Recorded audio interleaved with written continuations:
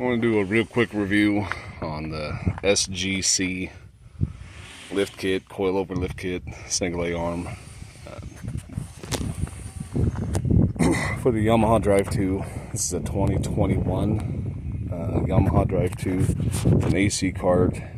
I have a 150 amp hour lithium battery in it, and I bought that particular lift kit. It was affordable, but I kind of like the idea of having a single A arm with coilovers. My front shocks were already leaking a little bit from normal ride height, so I bought this kit. Installation was pretty simple.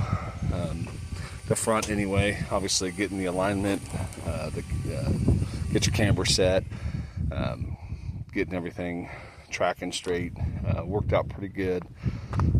Relatively simple. The only thing I was a little taken back by is the offset it gives the cart. It does push the front end wheels out probably 1.5 inches on each side. I'm guessing 1.5 inches because I actually ended up buying 2-inch wheel spacers to the back, and I think they might be just a fraction wider now than the front. So if I was going to do it again, I would have got 1.5 inch rear spacers for the back to match the front. I did run into some problems installing the rear portion of the lift kit. Mainly the factory brake cables on the driver's side of the electric Yamaha Drive2 fleet are about 40 inches. And once you put that lift kit on the rear axle, they are about 6 inches short. They're about 6 inches short. So I ended up having to leave my cart,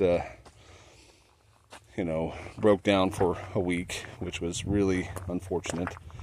I wish there was a warning on the description if that might be the case. I did reach out to SGC, asked them about it. They said they haven't experienced that with the carts they have. I don't know why that would be the case. They must have used PVTs or something different, because the standard length driver's side brake cable for a Yamaha Drive2 fleet is 39.5 inches. So just know, if you buy this lift kit, probably true with any lift kit, if you have the single rear axle, solid rear axle in on a Drive2, you're going to have to buy longer brake cables. I did find on eBay, I don't have the seller's name handy, but I bought a 60-inch passenger side and a 50-inch driver side for $35 plus shipping, so it wasn't that big a deal. But between having to buy the wheel spacers and having to buy the extended brake cables, is the savings that you get by initially buying this kind of lift worth it over a traditional AA arm lift kit? Man, I don't know. I've installed a lot of lift kits on golf carts, and I had a Tempo, club car Tempo with the GTW AA arm lift kit, and it had pretty wide tires on it, and that was, in my opinion, the best riding golf cart I've ever had. You could really do some comfortable off-roading with it, but I like the Yamaha carts better. So I don't know, I just wanted to give some kind of update that if you are going to do an SGC single A arm coil-over lift kit, this is the 6-inch version. If you are going to do that on your Yamaha Drive2 electric fleet car with the solid rear axle, expect to have to buy extended brake cables. They're a little bit of a pain to install. If you've done them before, it's not that big a deal, but it is a bit of a pain, because you got to pull the floor up, and it takes a couple hours probably. But anyway, this is my 2021 Drive2 fleet. I got the Navitas TAC 2 system on here. With this lift, it ran about 34 miles an hour before the lift. I've only had the lift on here a few days. I haven't topped it out yet, but I'm guessing it'll probably do about 38 now. And I don't know, I like having these little baskets. I get that for all my personal carts that go up here in front of the dash. This is a Nokin's rear seat kit, and I've installed a whole bunch of different rear seat kits, and there's some good ones out there, especially Mad Jack's GTW is good, but I really, if I had a preference, I would say the best one for your money are these Nokin's ones. It's 1 1/4 inch steel piping instead of the 1 inch. They come with a proprietary. You can get the receiver hitch on it. I got a little trailer I pull with it. It also comes with the little hatch on the back, and down there I installed a SAE plug. Anytime I'm spraying weeds or burning fields, I'll put my 15-gallon sprayer up here, and I'll just open up this hatch, and I just have a place there to plug it in, so I can drive around and spray weeds or do whatever. I got a little trailer.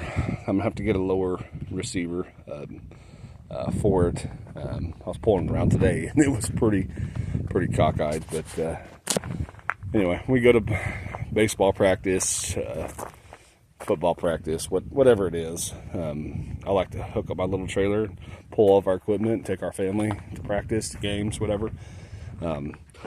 Overall, I really do like this cart. This is my personal one. This is not one that I flip. I got a gym car over there that I'm working on. But anyway, I just want to share my thoughts on this lift kit. I bought it for my personal cart. I'm a little on the fence on whether I would do another one of these, but just know going into it, if you have to buy these extra parts, put that into consideration with the price tag. I think that was about $360 for this lift. I paid full price for it. I didn't get any discount on it. And with the extended brake cables and the rear wheel spacers, I'm in it as much as a double A arm kit, and I don't know if this is better. It rides okay. I didn't do the heavy duty rear springs. I might have to. We did bought, with that trailer on it today and 2 passengers on the back, we did get a little bit of rubbing. I'm not entirely sure where, but it was on the driver's side. So if that's something I could maybe, right here, I might just take those mud flaps off, because I really don't like those heavy duty rear springs on these carts. It just makes a super stiff ride, and we take this in the summertime. We take it 2 miles down a gravel road one direction every single day, and the stiffer the suspension, the less pleasant they are to drive. But so far, I like it. I did disorder a brush guard for it, so I'm going to take the old plastic bumper off. I got a brush guard that's going on there. I'm going to add a few more lights to it. I got those 10 LOL, whatever brand, headlights, taillights, junk. I'll never buy shit from them again. They fog up. The brake light has been finicky ever since I got it. Sometimes you want to save a little bit of money and you buy from that brand. I've bought some solenoids for carts before just because they were cheap and they worked fine. I've bought a few things from them that seem to work, but for the most part, you get what you pay for. I won't be buying lights from that company anymore. But anyway, if anybody has any questions, I'll try to answer them with this SGC lift kit. There wasn't a whole lot of Yamaha Drive2 lift kit videos online. I don't know why that is. It's not overly difficult. It's really easy to set the camber and do the alignment on these versus some other carts. Especially if you want to do like a block or spindle lift, which I think are terrible ideas when you have a machine that runs, nearly 40 miles an hour. I wanted the quality, lift for it, and I think it was well built. The instructions were really good. But I don't know if I'd buy it again. So anyway, just keep that in mind. Thanks.